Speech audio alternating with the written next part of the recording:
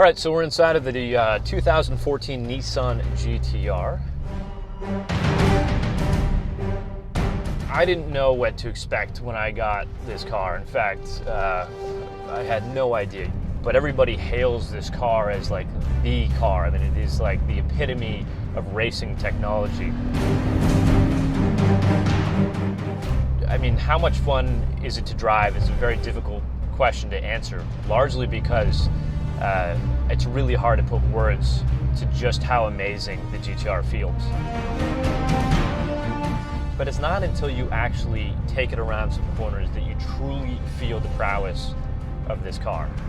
And it's just how planted it is. It just sucks to the road and how it communicates with you and talks to you. I mean, it's kind of like, it's the girlfriend you never had, the one that always spoke to you and told you everything you needed to hear in order to understand her feelings as best as possible. Like, that is what the GTR is.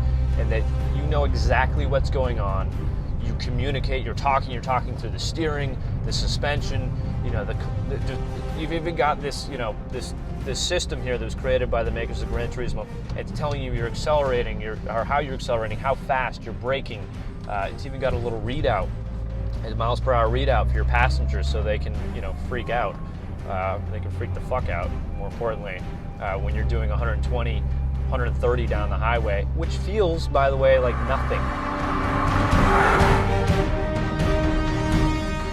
It is that feeling of, oh shit, what did I just get myself into, and can I slow down fast enough to survive, you know, for the next few minutes.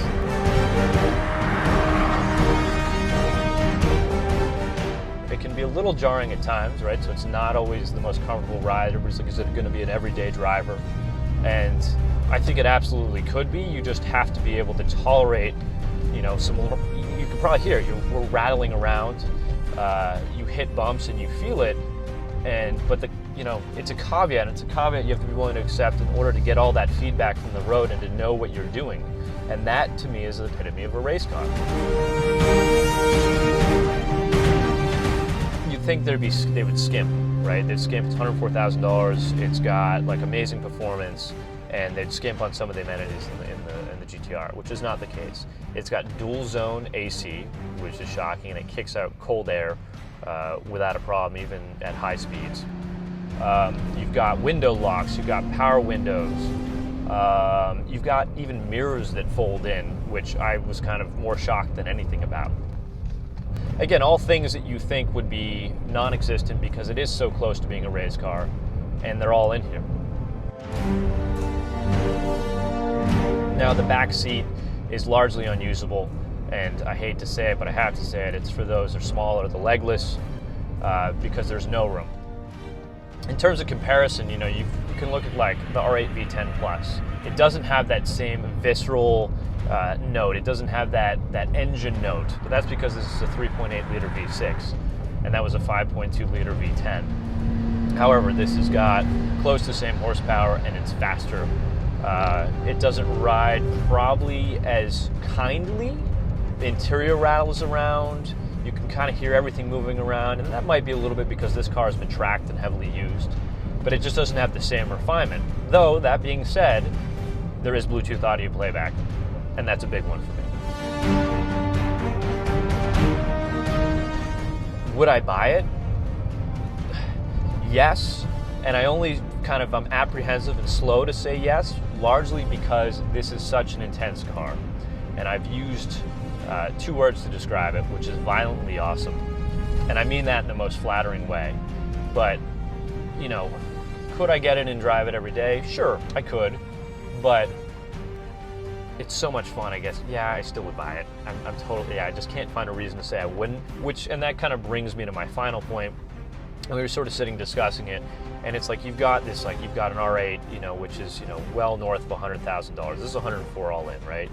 So just for a second, consider you can get one of these, and then you can get a 5 Series BMW, and then you've got the best of both worlds. You've got a race car that you could ostensibly drive every day if you needed to. It's not wholly impractical. And then maybe, hey, I want a softer ride, something I'll put the kids in the back, and then you just get into your 5 Series. It is the intersection of performance and price. And I rarely will probably say that about a car.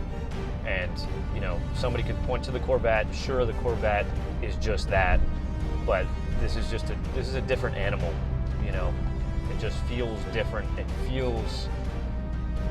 It's almost surreal. It's video game-like. I'm Chris Cost from Gadget View.